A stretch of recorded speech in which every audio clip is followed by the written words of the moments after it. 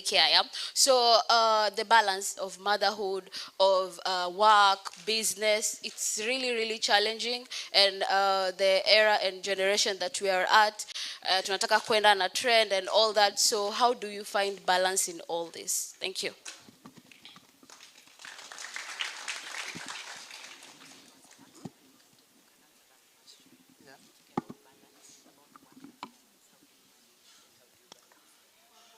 Hey, how do I balance? I didn't start where I am now. When I started working, I was a young mother, like some of you, like you particularly. I was a young mother. It was not easy because I know we have helpers, what we call maids, that take care of your child. Some of those maids have never had children, and you are leaving them there to take care of your baby, so that you can go and work. But now, he's just created a solution for us. If you have a young baby and you're going to work, you take the child to the center and you go to work. But you see, by the time, I have a program, I have a foundation called Ida Odinga Trust. And within that foundation, I have a program called Linda Keshu.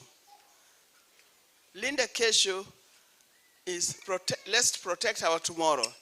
Linda Keshu deals with issues of teenage pregnancies and early marriages. Now, both teenage pregnancies and early marriages may end up with you as a young person getting a baby. That will mean if you are going to school, your education stops for a while because you have to take care of the baby. Sometimes you don't have somebody to take care of your baby, you give it to your grandmother. Most mothers don't like to take care. They'll tell you you look for it yourself, take care of it. But now there's a solution. But what I would encourage girls to do, avoid early marriages and avoid teenage pregnancies, because it will ruin your momentum to grow and become a mother. So until you are ready, you can afford to look after the baby.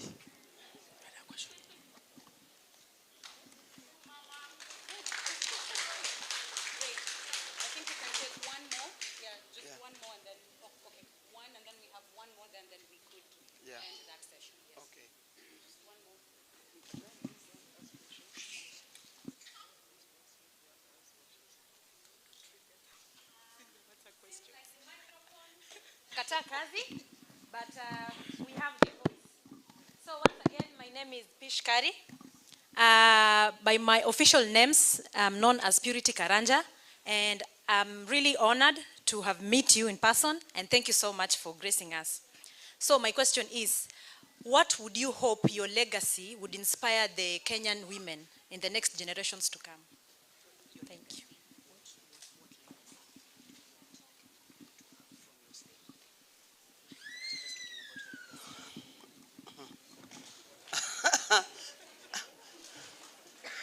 There's a lot of things. My legacy, I'm still building that legacy. I'm not yet through. At my age, I'm still building that legacy. When she introduced me, she said some of my names. Do you know how they refer to me officially? Her Excellency, Canon, Doctor, Ambassador, Ida Betty Odinga, Elder of the Golden Heart.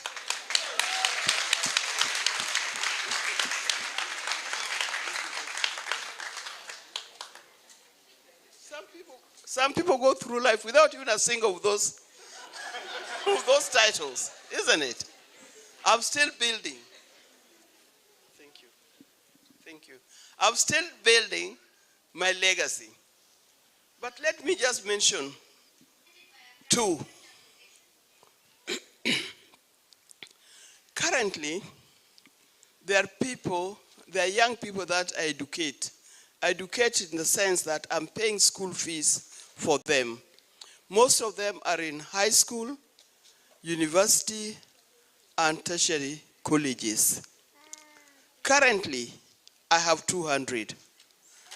By the time they're through, don't you think they'll be able to remember that when I was stranded, Auntie Ida paid my school fees? They will, isn't it? The other legacy that people will remember for many things. I told you I went to a school by the Lake Victoria in Homa Bay County. The school is called Ogande Girls High School. When I left that place, I went to another school in Eldoret, and the Eldoret school was high cost school. And all of you who have gone to schools, understand, during our days, high cost school was really high cost.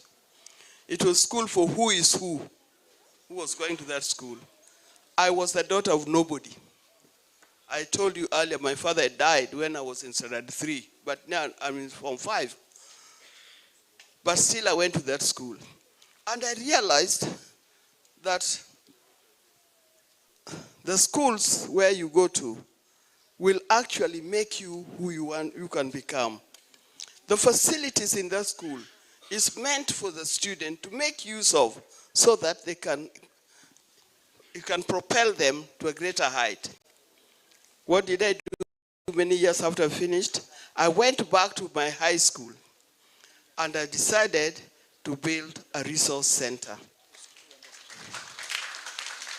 so that the girls from that region can make use of that resource center. The resource center carries 2 wings.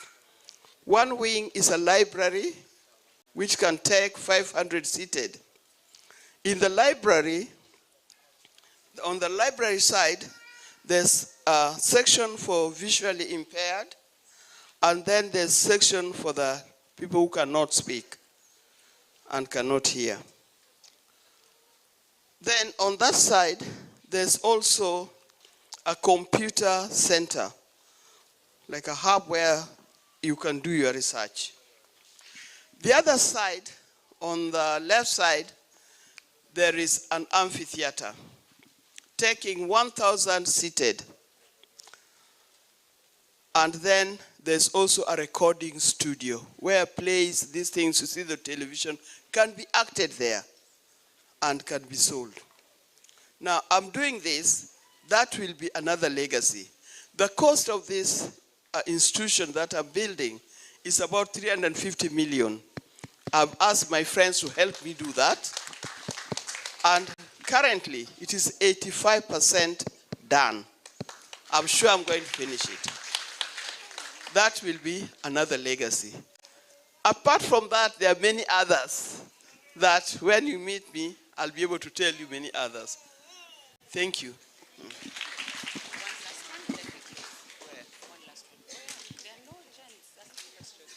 On this special day, I'm so honored to have met you, Mama. You are truly an inspiration. So my name is Suad Abdul Nasir, and I'm a founder of an organization known as Serenity of Soul. But at the same time, I'm still pursuing my psychology in the Technical University of Mombasa, and I'm also an author of this book known as Serenity in Our Soul. So, and I've also been serving as a case manager in Swahili Port Hub, the mentorship program. I've been serving as a mentor in the 5th cohort. So one of the challenges that many women we are facing in Mombasa is...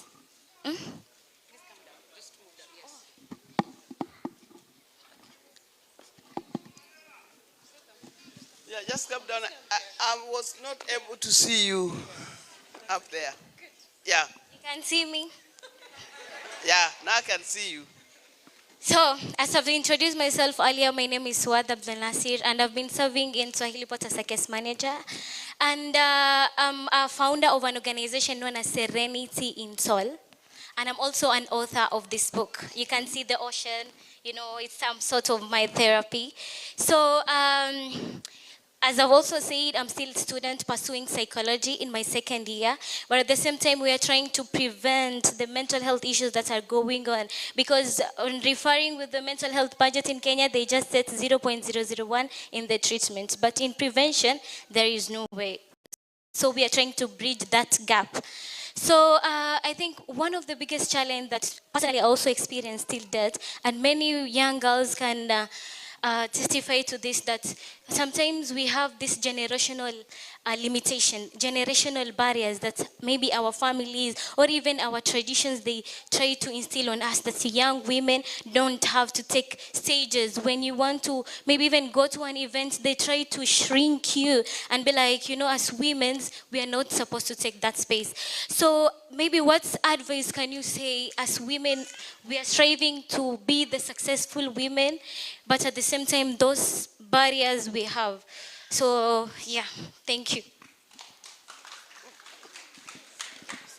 talking about the mental challenges and sometimes the barriers that women face around generational barriers and stuff. And so she wants your advice around how can she then maneuver that from and the challenges that come even from our generations as well. Mental health is a problem, not just to women, but even men. Mental health is a problem. Now, in the society that we live in, when you're suffering from mental health, people say, huyo si mwendazimu huyo. Huyo mwendazimu. But I think we can help people with mental health. There are institutions that can help you. I think there's an hostel, even here at the coast, that can help those with mental health program. We need more psychologists to help these people. Oh, it is somewhere. I'm being shown something, I don't know what they're saying, but I think they're saying mental health is real, okay? Yeah. So, we want more people like you to help the young people with mental health, because the life they lead sometimes leads them to that. I think I've said enough. Thank you. Next time, please prepare me for what is coming. Today I was ambushed as I was sitting there, and I'm asked question. What is troubling me is that there are also young men in the crowd here. Young men are not asking any question. Thank you very much, young men. Thank you very much, young men, for not asking any question. May God bless you, and may God bless you abundantly. Thank you. Thank you. Asante sana. Thank you. We truly, truly appreciate you. And we are really honored that you actually honored our request to come here. Thank you so much. Thank you. Ladies and gentlemen, that was Mama Ida Odinga. Thank you very much for joining us here Before today. I go, that photograph you see there, the picture behind her, that was taken on my birthday, and that was 74th birthday. Don't ask me when that was. Very, very beautiful, right? At 74, and I'm sure she's about 75, now 76. No, or we don't know, and we don't say, and we don't talk about it. I see. That's really good. Thank you so much. Thank you so much, Mama. Would like to now invite Chief, okay, so we proceed with Rukia as well, as we now conclude on this phase. Thank you so much. Thank you, thank you, thank you, thank you very much to our chief guest of the day, who is a force in this country that most of you guys used to just see on TV, and this is the first time that we actually get to live interact with you and hear from your own story of growth, your story of empowering young people, your story of still creating your legacy. It is not the end until it is the end. Ladies and gentlemen, thank you very much for being here. And I would like to invite His Excellency, the Governor of Mombasa County. Asante sana. Mama, you know, I don't know about the rest of the young people who are here, but as you were talking, I was writing notes.